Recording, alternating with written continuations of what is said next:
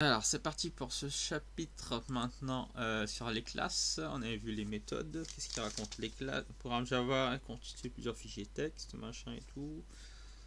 Donc les classes. Ok.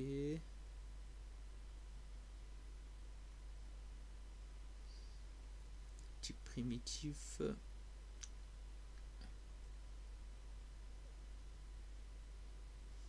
Alors, je fais un petit mini rappel là.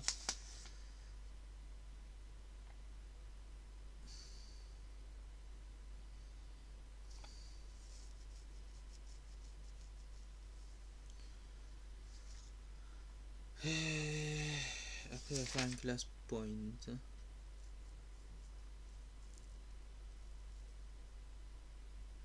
Ok, donc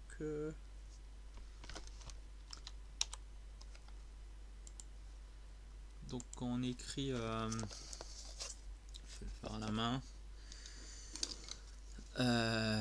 Si on déclare par exemple int n, ce qui donne égal 44, donc n c'est le type, c'est un type primitif. Double x égale 314.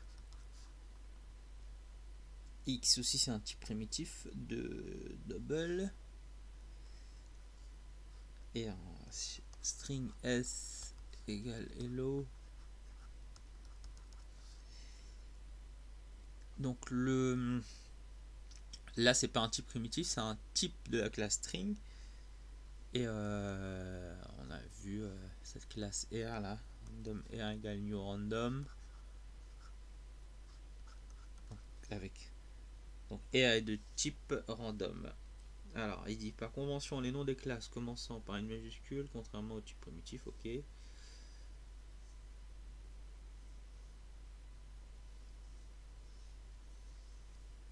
Voilà, et ce qui permet de distinguer type primitif et type de classe, c'est parce que les instances des classes, par exemple R et S, ce sont des instances de la classe respectivement, des classes respectives string et random.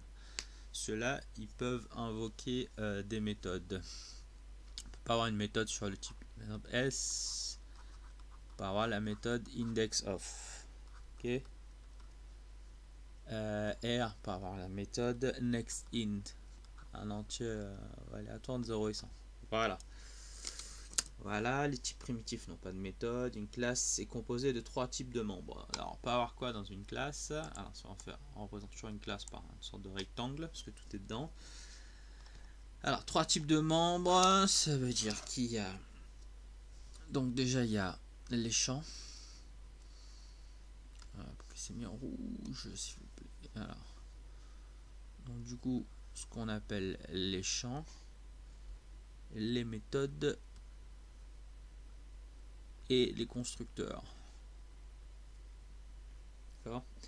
Donc les champs, c'est les types de données, contenus. Les méthodes, c'est les opérations.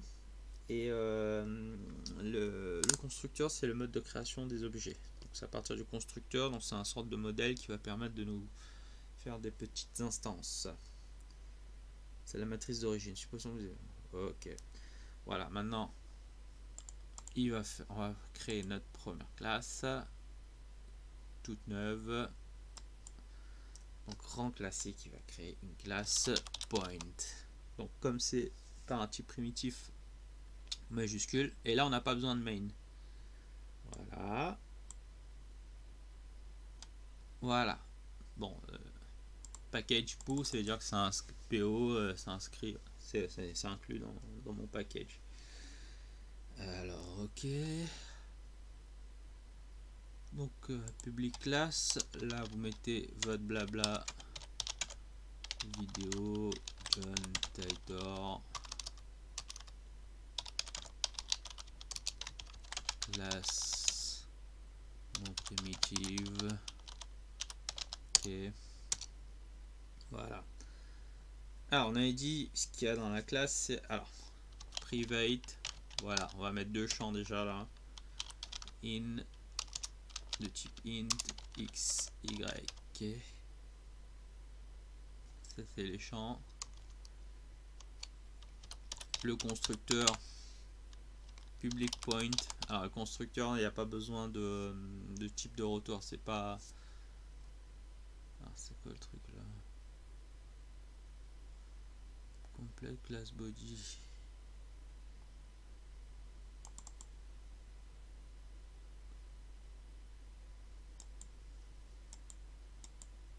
Ah non, constructeur il doit avoir le même... Alors, tu vois, il doit avoir exactement le même nom de la classe. Point, il n'a pas de modificateur, donc il n'y a pas de statique, machin et tout. Et je sais plus, il est obligatoirement déclaré en public, je ne me rappelle plus. Peut-être. Alors, in X, in Y. En tout cas là. Alors, vous voyez la relation entre les champs et les paramètres passés au constructeur. Alors, this, nouvelle notation. C'est à chaque fois qu'il y aura une initialisation sur une instance, il va prendre les valeurs de ces champs là. Okay. Donc le constructeur il est fait, donc on voit en bas à droite là, hein, donc le petit point, enfin la classe point, premier champ, deuxième champ, le constructeur, je crois qu'il met un petit C à côté, non? Ok, alors maintenant après le constructeur on a une première méthode, donc une méthode booléenne qui s'appelle equals .p, donc .p, donc voilà maintenant comme c'est un type maintenant p, point pardon, donc il fait juste un test pour voir si un point p coordonnée x y égale p.y. Ok, voilà, petite méthode booléenne classique. En classique aussi une méthode qui s'appelle get x.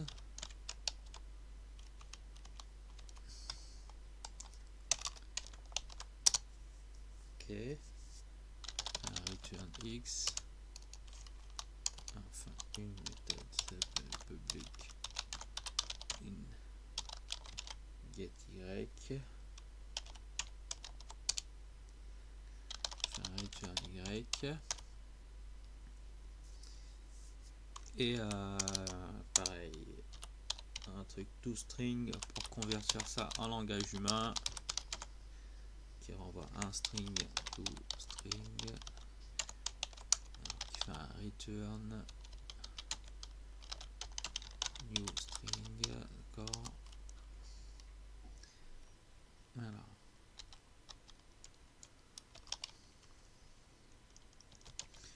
Plus x plus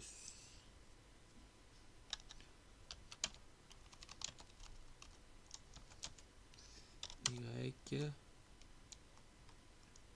fin plus, voilà. Et voilà, notre première classe elle a été faite, donc on va la tester après, donc on peut compiler, voir que c'est bon, il n'y a pas d'erreur. Et il a compilé un autre truc, mais c'est pas grave. Du coup moi j'aime bien, alors si on doit faire un petit truc, voilà, faire la main. Donc du coup on a bien vu qu'il y avait deux champs x, y, ça c'est les champs. On a vu qu'il y avait un constructeur qui s'appelle point, d'accord, qui prend coordonnées x, y.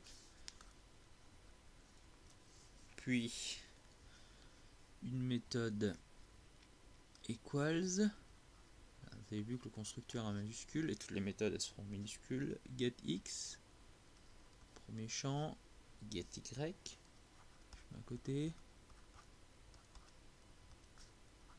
Et enfin, un toString, c'est pour pouvoir visualiser. Donc, si je récapitule, champ, constructeur, et enfin méthode de classe. Voilà.